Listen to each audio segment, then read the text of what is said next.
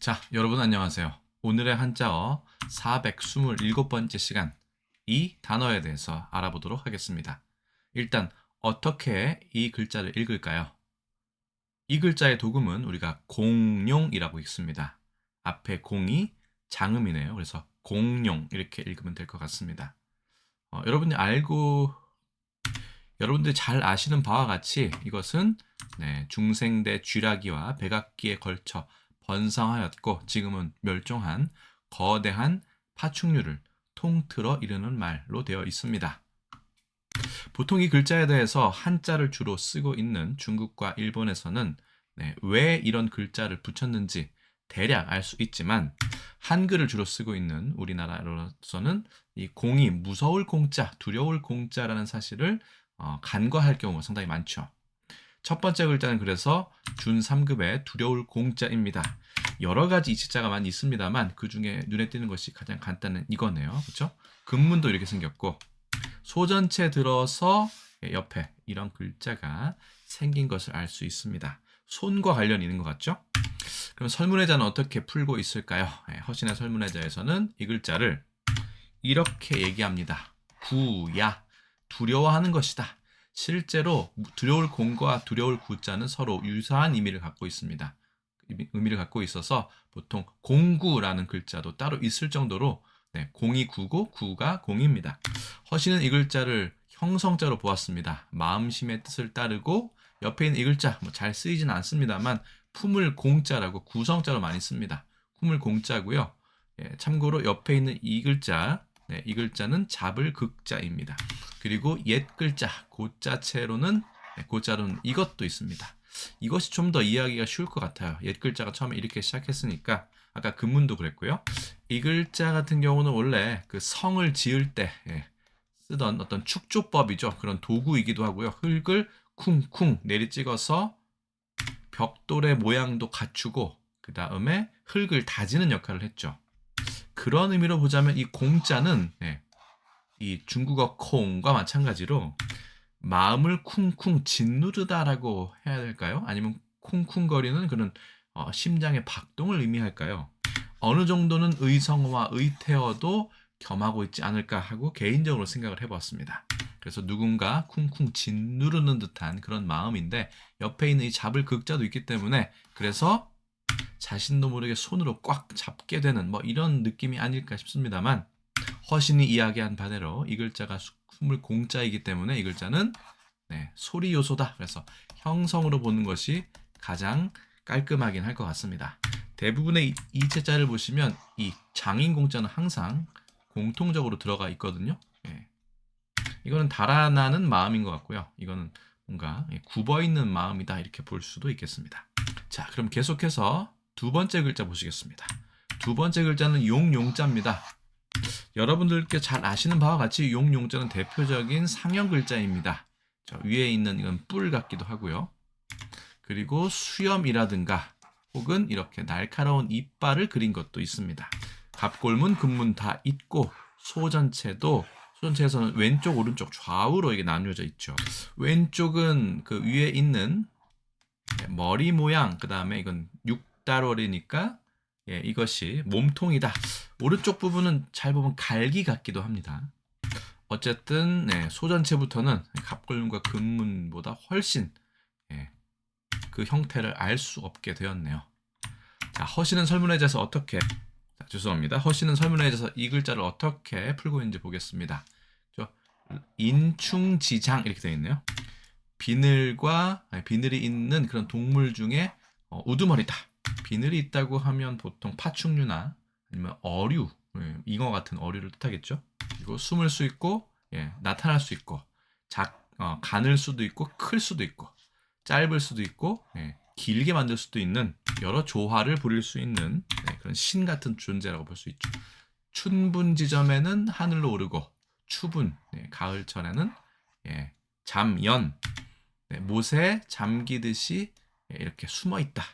고기 육자의 뜻을 따르고 그래봤자 이 글자는 제부수입니다. 상형 글자이기 때문에 날 비자의 모양을 본땄다. 날 비자의 그 간략형 이 정도 보면 될 것 같아요. 현재 중국에서 간화자로 쓰고 있죠. 날비자에. 아이 동자, 뚫을 동자인데 이 글자에 생략형이 음을 나타낸다라고 되어 있습니다만 어쨌든 부수는 재부수입니다. 우리는 룡이라고 얘기하는데 중국어로 롱이라고 하기 때문에 아이 동자하고 동하고 롱은 정도 운모가 상당히 닮아 있죠. 자, 그래서 준3급의 두려울 공, 4급의 용용자 간단하게 써보겠습니다. 하나, 둘, 셋, 넷, 다섯, 여섯, 일곱, 여덟, 아홉, 열, 10획이고요. 하나, 둘, 셋, 넷, 다섯, 여섯, 일곱, 여덟, 아홉, 열, 열하나, 열둘, 열셋, 열넷, 열다섯, 열여섯, 16획입니다. 두려울 공자의 경우에는 마음 심자가 부수로 되어 있고요. 용용자는 뭐 육달월도 있었고 날 비자도 있었지만 역시 그 자체가 부수, 재부수로 보시면 되겠습니다.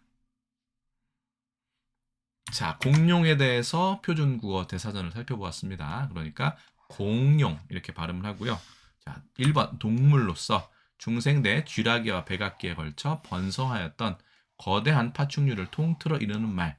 몸의 길이가 30m에 달하는 것도 있고 육상에서 살았다. 화석에 의하여 400여 종 이상이 알려져 있다. 라고 되어 있습니다. 같은 말로는 다이노소어가 아니라 디노사우르 이렇게 되어 있네요.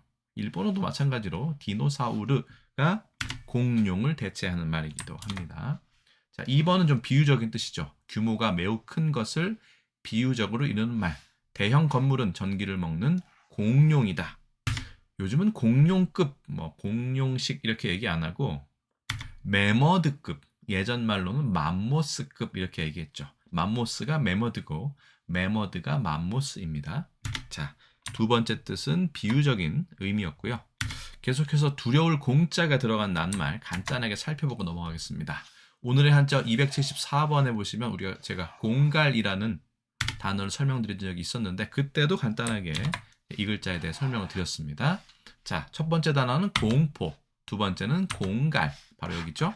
세 번째는 공황, 네 번째는 공구, 아까 국과 공과 같다고 말씀드렸죠.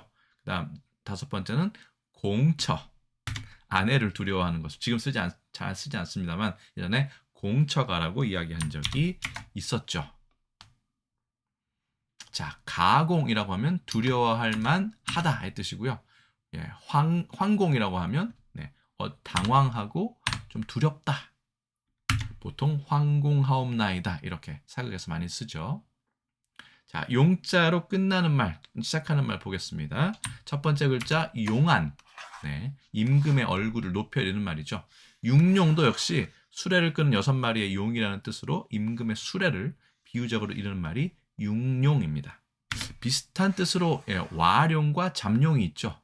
누워있는 용, 못에 잠겨있는 용, 아직 빛을 보지 못한 인재를 비유적으로 일컫기도 합니다. 익룡 같은 경우는 날개가 있는 날아다니는 공룡을 보통 익룡이라고 얘기하죠. 자, 우리나라 공룡이라고 얘기하고요. 한중일 삼국이 같습니다. 중국어로는 콩롱, 일본어로는 교류라고 얘기합니다. 용자가 서로 다르죠? 그만큼 원래 글자는 상당히 복잡하고 획순이 많은 글자임을 알 수 있습니다. 여기서 중요한 것은 원래 영어 단어 혹은 유럽 언어를 번역하는 과정에서 이 두려울 공자를 넣었다는 겁니다. 영어로는 디노사우루스라고도 하지만 보통은 다이노소어라고 얘기하죠. 여기서 중요한 건 다이노하고 소어가 어떻게 다르느냐, 어떤 뜻인가 하는 겁니다. 다이노라는 거는 그리스어는 데이노스, terrible 이렇게 되어 있네요. 끔찍한, 무서운, 두려움의 뜻입니다. 그러니까 두려워할 공자를 썼다고 볼 수 있죠. 사우로스는 lizard, 그러니까 도마뱀의 뜻이니까 dinosaur를 그대로 의미를 갖추어서 해석하다면 무서운 도마뱀류 이런 뜻이라고 보시면 되겠습니다.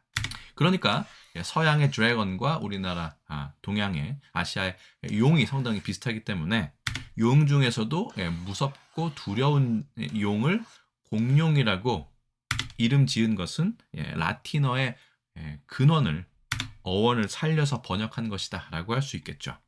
결국 공룡, 콩롱, 교류하고 다이노소어 이 네 개는 서로 의미상 통한다. 원래 다이노소어나 디노사우루스가 있고 그 다음에 동양의 이 존재가 번역이 되면서 두려워할 공자가 자연스럽게 의역으로 이렇게 붙게 되었다라는 것을 좀 명확하게 알 수 있습니다. 당연히 조선왕조실록에는 공룡이란 말이 없고요. 그 다음에 일제강점기 1923년에 보면 공룡이라는 표현이 분명히 뚜렷하게 보입니다. 1989년 컴퓨터 공룡 IBM, 지금은 좀 많이 쇠퇴했습니다만 예전에는 IBM이 거의 모든 컴퓨터 업계를 잠식했던 때가 있었습니다. 그래서 비유적인 표현으로 공룡이라고 불렀던 것 같습니다. 그래서 오늘의 한자어 427번째 시간에는요. 두려울 공, 용용, 영어의 dinosaur, 디노사우루스를 의역한 단어인 공룡에 대해서 알아보았습니다. 오늘 컨텐츠는 어떻게 보셨는지 궁금합니다. 제가 준비한 거는 여기까지고요. 저는 또 다음에 다른 컨텐츠에서 다시 인사드리겠습니다. 여러분 안녕히 계세요.